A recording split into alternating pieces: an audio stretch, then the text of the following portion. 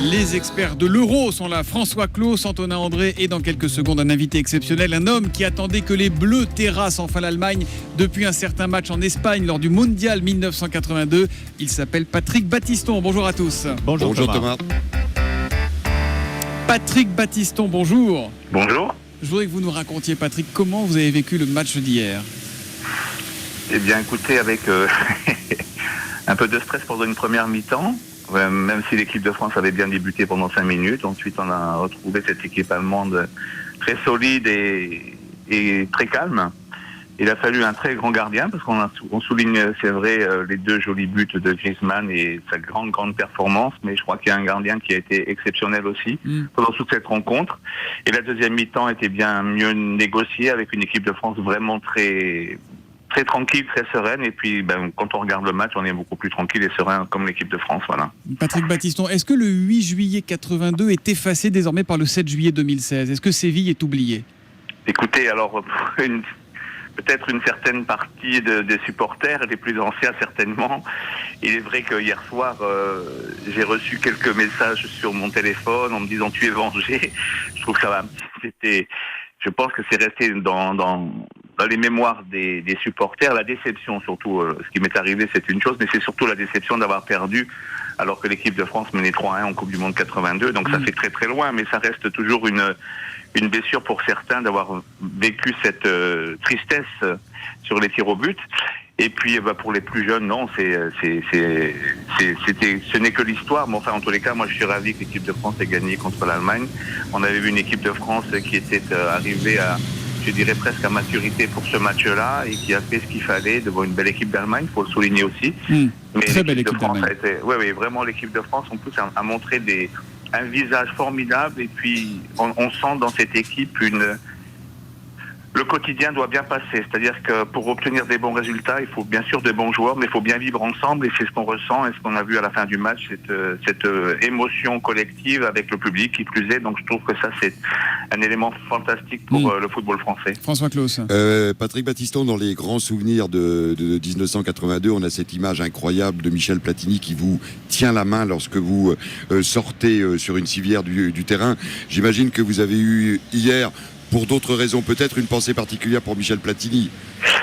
Oui, on s'est téléphoné hier, oui, effectivement, et puis on attendait pour voir le match, bien sûr, et puis dans de bonnes conditions, tous les deux, et c'est vrai que moi j'ai eu Michel hier matin, et c'était agréable de l'avoir, de pouvoir discuter, non pas de 82, tout ça, mais de ce qu'on avait vécu, de 84 aussi, parce que c'est important, c'était ce premier titre très important pour le football français. Vous avez refait le match des anciens en fait hier. Qu'est-ce qu'il vous a dit, Michel Platini ? Non, on ne fait pas le match des anciens. Jamais. On a vécu des choses formidables, et puis après on suit tout ce qui se passe au quotidien dans le futur. Non, c'était le fait d'avoir connu des bons moments, et surtout, je vais vous dire, de voir un beau match de l'équipe de France et voir l'équipe de France gagner. Voilà. C'était l'échange que nous avons eu, c'était ça. On va assister à un beau match ce soir et on va être content de fêter la victoire. Bon, j'ai une question pour vous, messieurs. Y'a pas péno. Il n'y a pas péno là. Alors, j'ai emprunté le jingle de Thomas Touroud. Y a péno ou y a pas péno sur le premier but français, Patrick Battiston ? Moi, je vous dis, il y a une faute délibérée. Le joueur est en retard. Schweinsteiger est en retard, il se laisse surprendre, et puis il met la main dans l'idée de montrer qu'il a été bousculé sur l'action. Mais en fait, c'est délibéré. C'est donc, une très bonne décision de l'arbitre. Oui, pour une fois, vous voyez, dans les grandes compétitions, une demi-finale contre l'Allemagne, il y a une bonne décision de l'arbitre. François Claus, vous êtes d'accord ? Oui, c'est la bonne conclusion. 2 fois sur 3, ça ne se siffle peut-être pas cette faute. Il y a eu un sang-froid de l'arbitre qui a travaillé avec son arbitre assistant derrière le but pour décider ou non de la faute. D'où ces 3 secondes de stupeur dans le stade hier, qui était un moment exceptionnel. Dans le stade, on n'a pas très bien compris ce qui se passait. Oui, il y a eu un silence même pendant 3 secondes, et finalement il a pris sa décision, et c'est une bonne décision au terme du règlement. Alors il y en a un qui a assisté à ce match, comme à tous les matchs de l'équipe de France, c'est François Hollande. Il est resté en tribune hier soir une bonne demi-heure à faire des selfies, à serrer des mains après la victoire. Antonin André, est-ce que les succès des Bleus, et notamment s'ils gagnent l'Euro dimanche, est-ce que ça peut booster la popularité bien mince de François Hollande ? Oui, vous pensez, Thomas, à l'effet 98, à l'effet Coupe du Monde. Voilà, on se souvient de Jacques Chirac qui était en maillot bleu, qui scandait le nom des joueurs, qui était descendu dans les vestiaires. Et c'est vrai que le président Chirac avait surfé sur la vague bleue. Il avait gagné 11 points dans le baromètre IFOP de l'époque. Il y avait eu un effet bleu sur sa popularité. Mais il n'y en a pas pour François Hollande et il n'y en aura sans doute pas même en cas de victoire.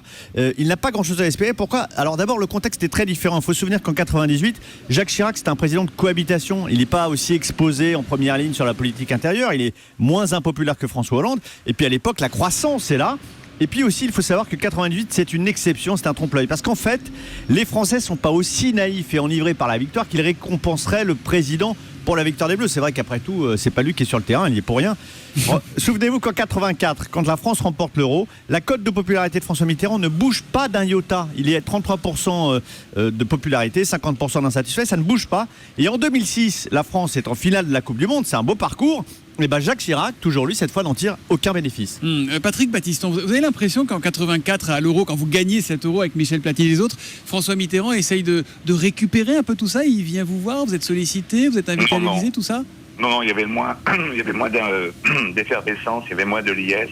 C'était beaucoup plus tranquille, je dirais. À telle enseigne que quand le match s'est terminé, il n'y avait rien de particulier, rien de prévu pour les joueurs de l'équipe de France. Et on s'est retrouvés, je crois, à la fédération, et puis chacun est allé dans son hôtel après.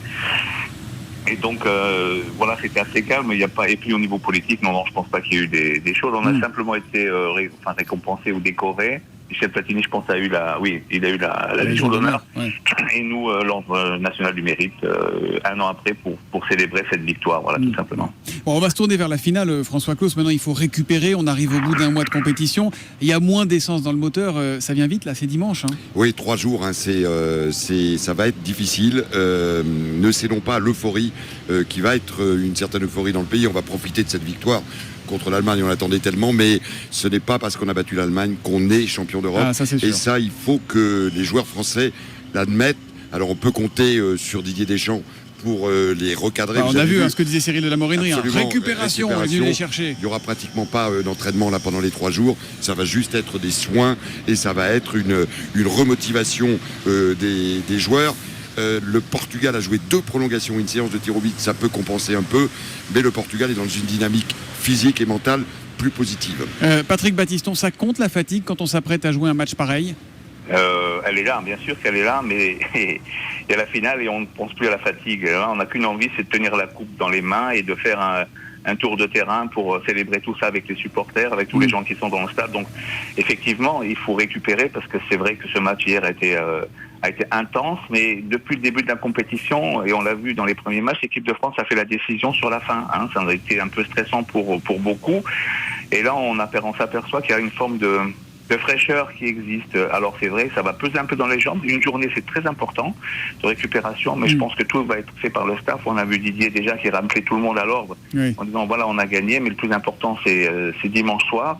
Et je pense que tout est mis en œuvre vraiment pour que l'équipe de France soit formidable. Et même si on est un peu fatigué, on n'a qu'une envie, c'est de tenir cette coupe. Et ça dynamise. Justement, vous l'avez tenue, vous, cette coupe, vous l'avez soulevée le 27 juin 84. Rapidement, pour finir, quel souvenir vous en gardez ? Peut-être que si les Bleus vous écoutent ce matin depuis leur hôtel Marseillais, à quelques centaines de mètres d'ici, ça les boostera encore. Vous gardez quel souvenir de ce moment-là ? Écoutez, il y a toujours une forme un petit peu d'appréhension, mais comme Michel Platini dit, regardez cette coupe, il faut la regarder, il faut absolument qu'elle vienne chez nous, et puis c'est un peu le sort. On se dit, voilà, on va tout faire pour que cette équipe vienne dans nos bras, et c'est ce qui est arrivé. Donc on pense qu'à une seule chose, c'est à gagner, et surtout pas à envisager une défaite, tout simplement. Bon, merci beaucoup les experts, et merci à vous Patrick Battiston d'avoir été en direct avec nous ce matin. Il faut être clair, François, on gagne quand on est à la maison. On a gagné en 84, en 98, c'est tous les 16 ans, c'est régulier. Les statistiques sont avec nous. Voilà. Alors, attention, juste un petit point, si on est sur ce... Toutes les bêtes noires ont été terrassées dans ce groupe. La bête noire de l'Italie. Et on est la bête noire du Portugal. Et on est la bête noire du Portugal. Oui, mais chaque règle a son exception. On va dire que c'est une stupide superstition. Absolument. Merci beaucoup les experts.